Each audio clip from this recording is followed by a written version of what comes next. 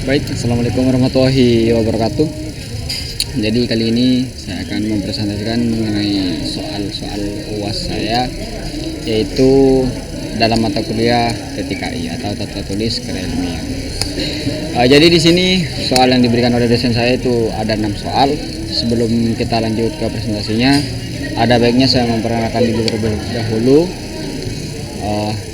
Baik, di sini nama saya Rafli Firdaus Falaka dengan NRP 3120522007. Ya, jadi saya adalah mahasiswa IT kelas 2 atau angkatan 20 dari PEN Spestik Sumeneb. Baik, jadi selanjutnya kita akan ke soal pertama, yaitu jelaskan tujuan dari metode penelitian dan sebutkan konten yang berada di dalam metode penelitian. Oke, kita lanjut. Tujuan dari metode penelitian. Jadi di sini tuh tujuannya secara umum. Yang pertama adalah memperoleh pengetahuan ataupun penemuan yang belum pernah ditemukan pastinya ya teman-teman. Lalu membuktikan data yang sudah didapatkan. Jadi untuk apa istilahnya, memperkuat lah. Lalu menguji kebenaran mengenai data yang telah didapatkan sebagai bukti lah. Juga mengembangkan pengetahuan yang sudah ada. Bisa juga berupa pengembangan kalau dalam sebuah penelitian. Tidak harus tentang hal-hal baru, bisa juga dengan pengembangan. Lalu yang selanjutnya yaitu tujuan penelitian secara teoritis.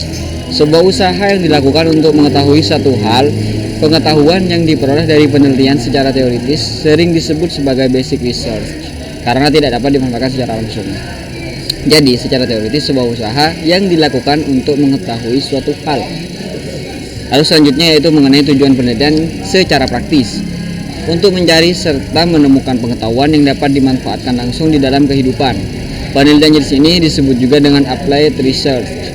Jadi secara praktisnya untuk mencari serta menemukan pengetahuan yang dapat dimanfaatkan langsung dalam kehidupan, teman-teman.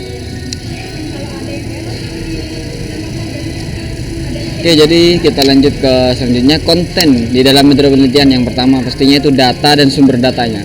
Jadi pengumpulan data sangat tergantung pada jenis data yang dikumpulkan, apakah data kualitatif atau kuantitatif.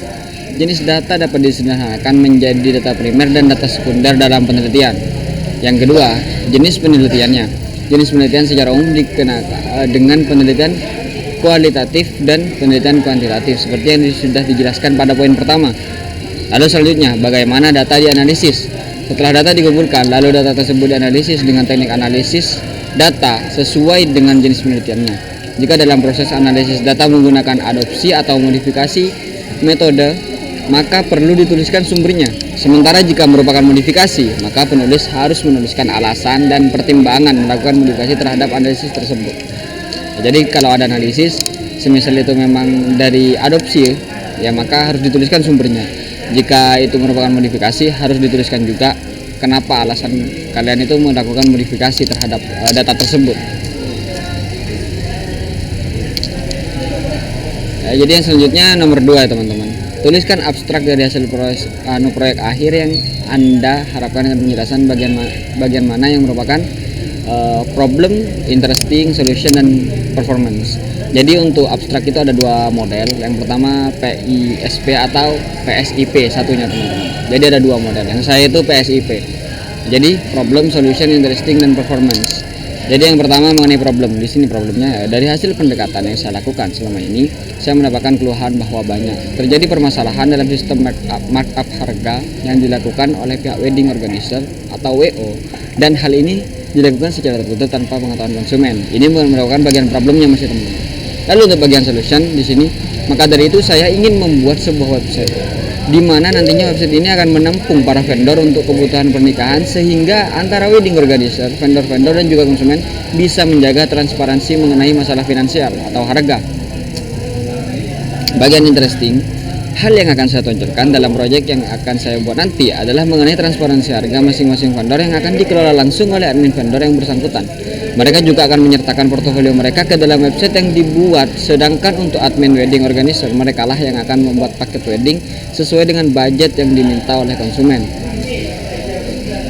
Lalu di sini juga performance. Dengan adanya admin untuk masing-masing bagian dari proyek ini sangat membuka keuntungan bagi para user, terutama mengenai transparansi harga yang bisa membuat para user menjadi lebih percaya diri untuk menggunakan jasa wedding organizer. Ya, jadi seperti pada video sebelumnya, memang problem ini sudah saya copy paste ya dari proposal PA saya, dan hasilnya itu memang seperti ini ketika saya bagi. Karena untuk penulisannya pun sudah saya perkirakan sesuai dengan istilahnya dengan ketentuan yang ada seperti itu, teman-teman. Lalu yang ketiga, sebutkan bagian-bagian yang penting dalam sebuah presentasi.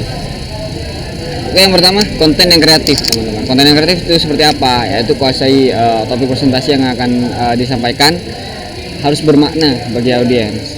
Lalu tentukan tujuan presentasi yang dikaitkan apa manfaatnya bagi audiens. Lalu gunakan struktur presentasi yang memudahkan audiens Anda untuk mengikuti apa yang akan kita sampaikan. Lalu bagilah cangking konten presentasi Anda menjadi beberapa bagian. Rancanglah konten secara kreatif yang melibatkan perhatian audiens. Lalu slide presentasi harus menarik, teman-teman ya. Buatlah slide presentasi yang mengikuti 3 konsep desain yang baik. Gunakan warna dan font yang efektif, tidak terlalu variatif ya, biasa saja. Tampilkan gambar yang relevan seharusnya. Sajikan angka dan chart yang memberikan kejelasan, istilahnya sebagai bukti lah atau penguat. Hadirkanlah ruang putih atau white space dalam slide Anda agar tidak terlalu membosankan. Tentunya teman-teman harus ada jeda lah di dalam sebuah presentasi itu. Ubahlah tampilan slide secara kreatif dari slide yang menampilkan bullet point dengan kalimat yang panjang menjadi slide yang tampilannya lebih menarik dan tidak membosankan tentunya, teman-teman. Lalu penyampaian presentasi yang berdampak. Pastikan tidak terdapat masalah terkait dalam hal-hal yang bersifat teknis. Bangunlah keterlibatan dengan audiens dengan menggunakan fitur-fitur video konferensi. Arahkan mata Anda untuk melihat langsung ke kamera jika ini dilakukan secara virtual. Perlihatkan senyum Anda. Sebuah senyuman merupakan hal yang penting untuk diperhatikan karena menggambarkan impresi dari diri Anda. Lakukan gestur tangan yang terlihat di kamera, teman-teman. Terapkan teknik vokal yang baik. Teknik vokal ini mencakup artikulasi, lalu juga tempo dan intonasi. Dan yang pastinya gunakan bahasa secara efektif. Oke, kita lanjut ke slide berikutnya, teman-teman. Nomor 4, jelaskan alur sebuah presentasi secara umum ya. Untuk alurnya itu seperti apa sih? Jadi ada 5 di sini, saya bagi menjadi 5. Yang pertama, menentukan tujuan presentasi.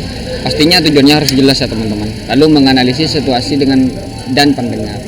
Pastinya kita harus bisa mempertimbangkan siapa sih pendengar yang akan menyimak presentasi dari kita. Intinya kita harus bisa menyesuaikan keadaan dengan hal-hal tersebut. Lalu menyusun materi presentasi. Ya pastinya seperti yang ada pada poin sebelumnya, kita harus menyusun materi untuk presentasi itu dengan sebaik mungkin lah, teman-teman, harus sematang mungkin. Dan yang pastinya selanjutnya untuk mendukung secara teknis, kita harus menyiapkan peralatan-peralatannya. Dan yang terakhir, menyampaikan presentasi dengan kalimat yang mudah dipahami.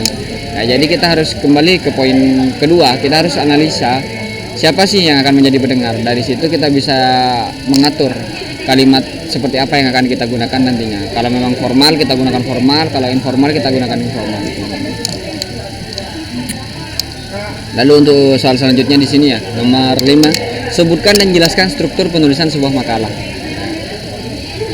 Jadi kalau struktur penulisan makalah, poin pentingnya saya bagi menjadi 3. Yang pertama pendahuluan, pembahasan, lalu penutup. Pendahuluan ini biasanya ya latar belakang. Di dalamnya menjelaskan tentang manfaat dan pentingnya judul atau topik yang akan dibahas.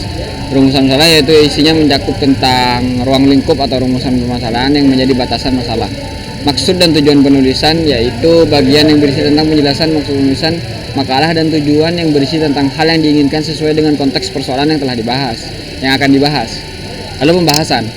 Dalam bagian pembahasan di dalamnya ya merupakan uraian yang relevan dan dengan rumusan masalah pastinya, lalu meliputi bahasan singkat teori pendukung berdasarkan kajian pustaka atau bahan referensi yang digunakan. Lalu yang terakhir yaitu penutup yang berisi kesimpulan dan juga saran. Selain ketiga struktur utama dalam makalah di atas, terdapat pula bagian penunjang dalam pembuatan makalah yang meliputi lembar judul, lembar pengesahan, kata pengantar, daftar isi, daftar gambar jika ada, dan daftar tabel juga jika ada, dan dilanjut dengan daftar pustaka serta lampiran-lampiran, teman-teman. Lalu untuk soal yang terakhir di sini, sebutkan bagian-bagian dari penulisan penutup karya ilmiah. Ya, bagian penutup. Ya, bagian penutup itu bagian ini terdiri dari saran dan kesimpulan. Saran merupakan pendapat penulis untuk kesempurnaan penulisan karya tulis lebih lanjut dan juga dapat merupakan masukan mengenai hasil teman penelitian. Misalnya hasil penelitian menunjukkan bahwa terdapat pengaruh negatif gadget terhadap gaya belajar siswa. Maka penulis dapat memberikan saran untuk pelajar mengatur waktu dengan bijak ketika bermain gadget, seperti itu. Lalu daftar pustaka. Daftar pustaka berisi tentang referensi-referensi yang digunakan penulis sebagai bahan dasar penulisan karya ilmiah. Referensi ini dapat berasal dari buku ataupun website teman-teman. Dan juga yang terakhir mengenai lampiran. Lampiran merupakan bukti-bukti pendukung yang otentik yang dilakukan saat penelitian, misalnya angket penelitian, daftar pertanyaan wawancara, dan hasil wawancara. Lalu untuk contohnya di sini saya mencantumkan untuk contoh daftar pustaka teman-teman. Sebenarnya untuk daftar pustaka itu ada contoh masing-masing. Setiap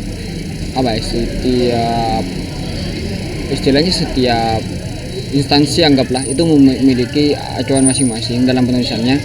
Jadi di sini juga nama, judulnya, dan dari mana sumber itu. Bahkan jika ada dicantumkan dengan nomor-nomornya teman-teman. Jadi ini merupakan contoh singkat dari daftar pustaka. Lalu selanjutnya untuk yang terakhir di sini, ya mungkin itu saja sih yang bisa saya sampaikan ya teman-teman. Kurang lebihnya mohon maaf. Wassalamualaikum warahmatullahi wabarakatuh.